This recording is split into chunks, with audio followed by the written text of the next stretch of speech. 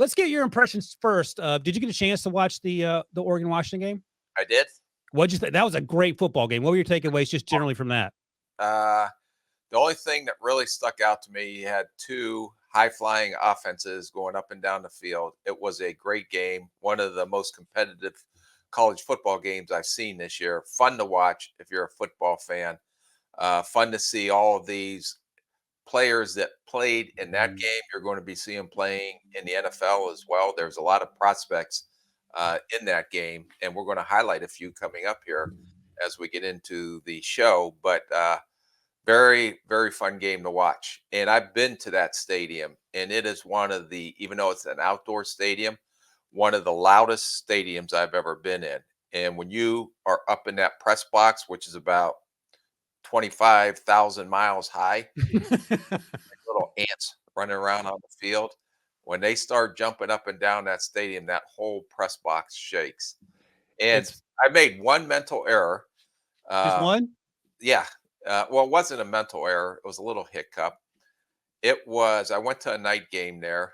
I went to the Apple Bowl one year and just got in the brand new stadium. And it was cold and rainy, just like it is up in the Seattle area. And I didn't know that the press box was an open air press box. Oh. So it was a little bit of a mental toughness test, trying to and hone in and focus on what you're doing, and also shaking like a dog crapping razor blades. Oh my gosh, there's a new one, Deep. I'll write that one down. That's quite the visual. Yeah, that's a rookie mistake. That's not like you. Was that a long time ago? Yeah, it's about 5 or 6 years ago, Oh, not that long ago. It wasn't like you were a scout on the road. but I haven't been there since the new stadium because they revamped that stadium, uh, Gotcha. and so I was unaware that the new stadium wouldn't be an enclosed press box, or at least where they put the scouts, it was open air. Because usually when they usher in Mr. Spielman to the press box, he has a throne that he sits on with a little velvet cape and a crown. And this was open air, and you had to sit with the peasants. Just a man with an oar, just trying to row the boat every way, same way everybody else is. Just trying You got one oar, you're going in a circle. Yeah, that was a fun game. So when I went back to watch it, it's funny because Washington offensively ran about 66 plays and Oregon ran 89 plays. They ran 23-ish more plays. A lot of it was because they were leaning on the run, Oregon was. But when you watch it live, you didn't get that sense. Now, if you're an Oregon fan, you probably have some concerns with the play calling down the stretch, especially on fourth down, whatever. But we're here to talk about the quarterbacks in particular. Then we'll talk about a couple of these wide receivers. Let's start with Michael Penix. I don't know what to say. Like, he had 2 ACLs, he had 2 shoulders going back to his time in Indiana. That does not show up when he plays. He is so tough. I don't know if there's a better deep ball thrower right now in college football. He throws with great anticipation. And we've said in the past this season when we've talked about him that, yeah, but he has so much time in the pocket, it makes it hard to tell whether if it's just him or if it's just the fact that he's not being pressured. Well, he got popped in the mouth early on in this game because Oregon has some dudes on defense.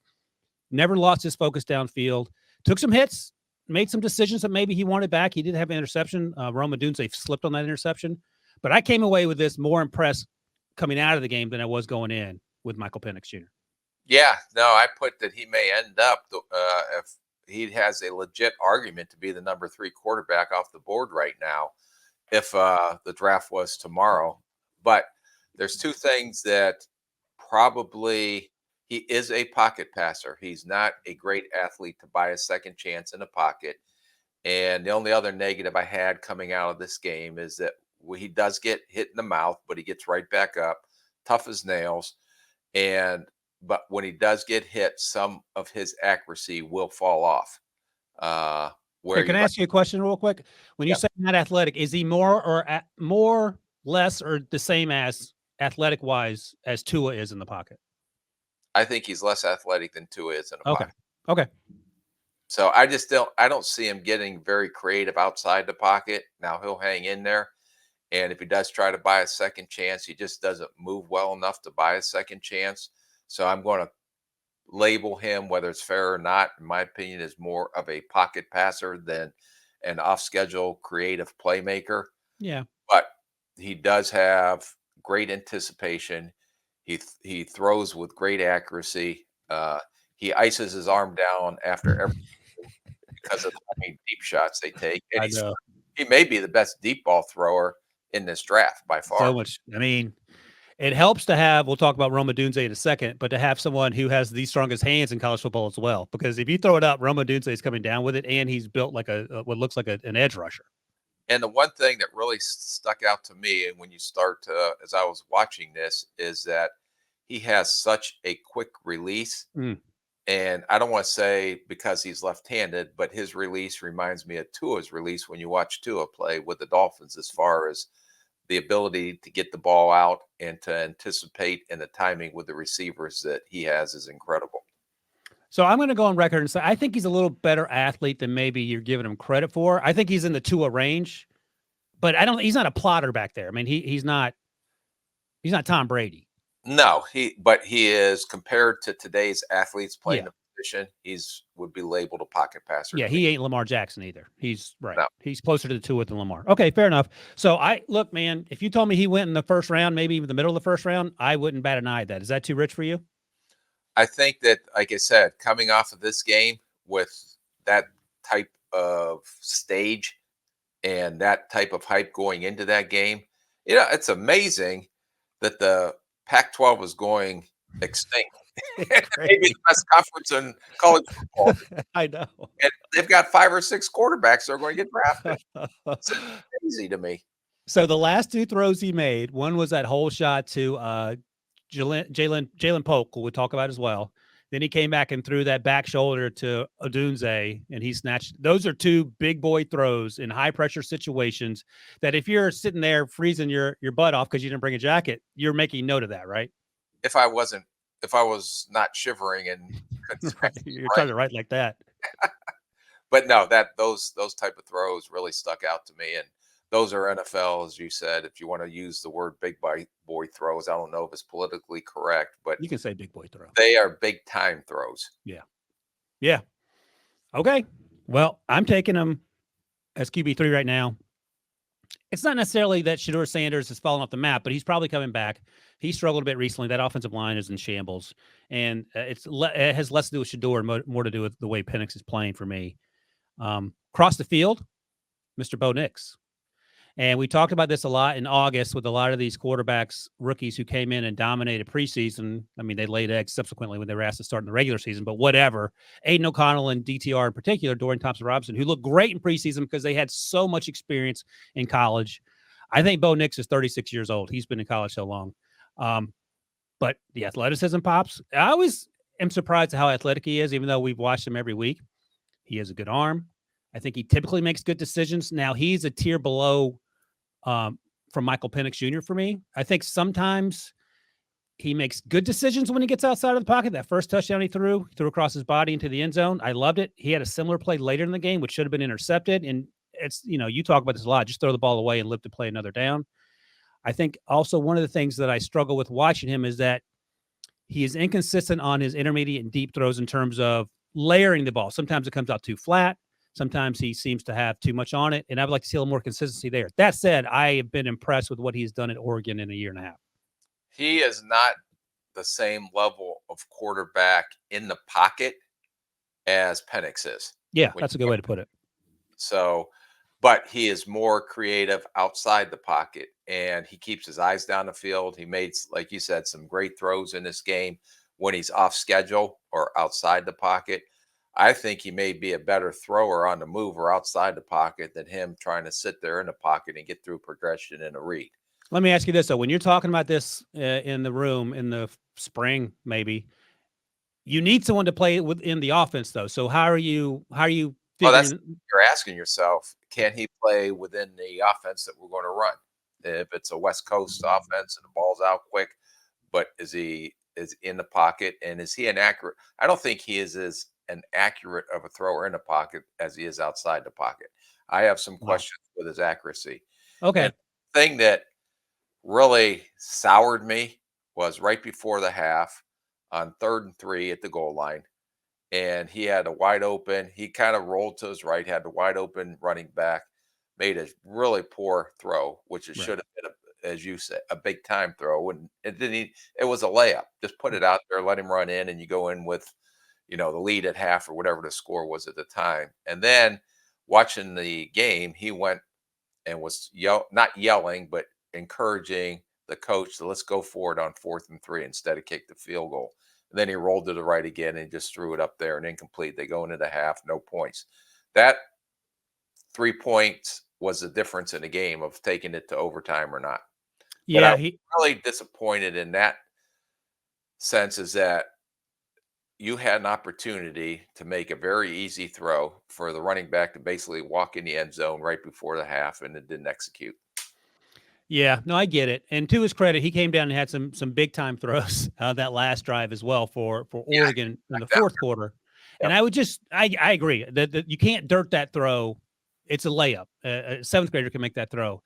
That said, we saw Justin Herbert honk a throw late in the game on Monday night, and he's one of the best players on planet Earth.